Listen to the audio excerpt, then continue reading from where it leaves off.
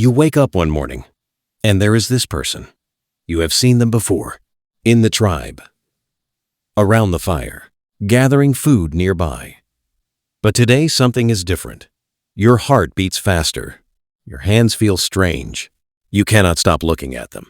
You are a human being living 200,000 years ago. There are no restaurants to take them to, no phone to text them on, no movies, no flowers from a shop, no words like date or relationship.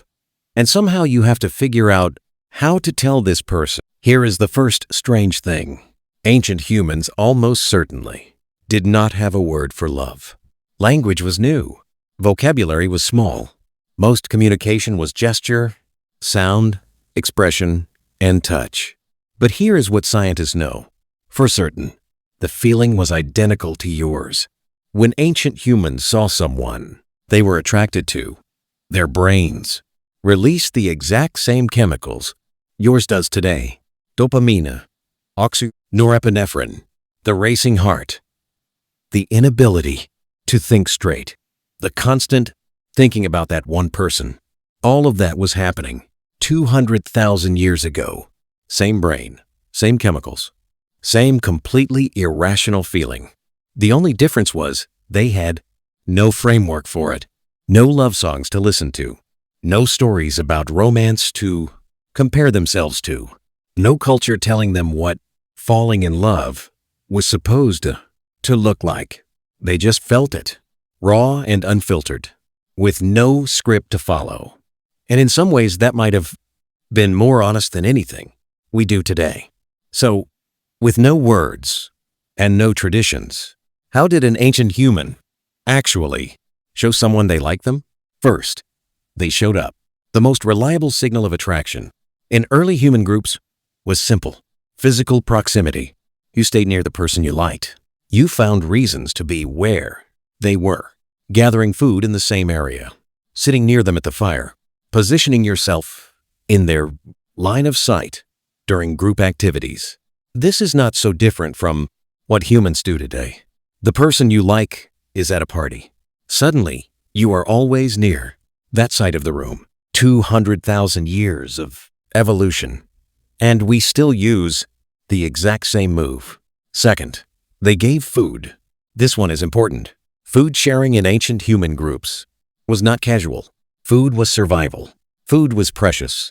Food was the difference between living and dying. When an ancient human gave food to someone they were attracted to, it was one of the most significant gestures possible. I hunted this for you. I thought of you when I found this. I want you to survive. That was the ancient equivalent of buying someone dinner. And researchers actually found that food sharing is one of the oldest and most universal signs of romantic interest across all human cultures ever studied. Third, they groomed. We talked about this in another video. Touch was the primary social bonding tool for early humans. Picking through someone's hair, removing insects, cleaning a wound. For an early human, allowing someone to groom you was an act of complete trust. And choosing to groom someone, specifically when you did not have to, was a signal. It meant I choose you. In a world with no words, that meant everything. Fourth, they performed. Researchers studying modern hunter-gatherer societies discovered something fascinating. Young men in these groups consistently performed more daring and impressive acts. When women were watching, better hunting, braver behavior, more skilled tool making. This behavior is called the audience effect, and it is ancient. Peacocks evolved feathers for it. Birds evolved songs for it. Ancient human males evolved the need to look impressive for the person they wanted. Sound familiar? Here is where ancient love gets complicated, because in a small tribe of 30 to 150 people, romantic choices were not just personnel. They were political. When two people formed a pair, it affected food sharing, territory, alliances, protection. The tribe had opinions. In most ancient human societies, studied by anthropologists, pair bonding was not just a private decision between two people. It involved family approval, It involved tribal acceptance. It involved an exchange of some kind, usually food, labour or protection. Not so different from marriage, traditions that still exist in much of the world today.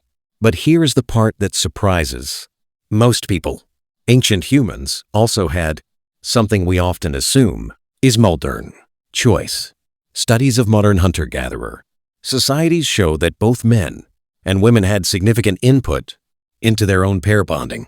Women in particular were not simply assigned. They signaled preference. They rejected unwanted attention. They chose. The idea that ancient humans had no agency in love is wrong. They felt it. They chose. They also sometimes regretted it and moved on, just like us. Here's the part nobody thinks about. If ancient humans fell in love the way we do, with the same brain chemicals, the same feelings, then they also had heartbreak the same way. Researchers studying grief and attachment in humans found that romantic rejection activates the same part of the brain as physical pain, not emotional pain, actual physical pain. The same neural pathways. Ancient humans felt this too, and they had no therapy, no breakup playlist, no friends to take them out, no way to distract themselves with screens, just the fire, the tribe, and the person they lost, still there every single day, because there was nowhere else to go. A tribe of 50 people. You cannot move to a different city. You cannot block them. You will see them tomorrow, and the day after, and every day after that. Ancient heartbreak was something we have almost no equivalent for. Trapped, raw, daily, and yet they survived it. They found someone else, or they didn't, and they kept going anyway, because that is what humans do. Here is the thing about ancient love that science finds most interesting. It worked. Pair bonding in humans is unusual in the animal kingdom. Most animals do not form long-term partnerships, but humans did and do, and researchers think this is one of the reasons we survived. When other human species did not, a bonded pair shares resources more efficiently. A bonded pair protects children more effectively. A bonded pair cooperates in ways that give their children a survival advantage. Love was not just a feeling, it was a strategy, an evolutionary strategy. So powerful that it built families, then tribes, then civilizations. The first time an ancient human felt their heart race for another person, they had no idea they were racking, feeling the thing that would eventually build everything. 200,000 years ago, a person sat by a fire, and they could not stop thinking about someone in their tribe. They did not know what to call it. They did not have movies about it or songs to explain it. They just felt this enormous thing and did not know what to do with it.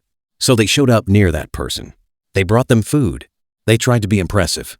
They hoped. And when it worked, when that person chose them back, they felt something so overwhelming that they had no words for it. But we do.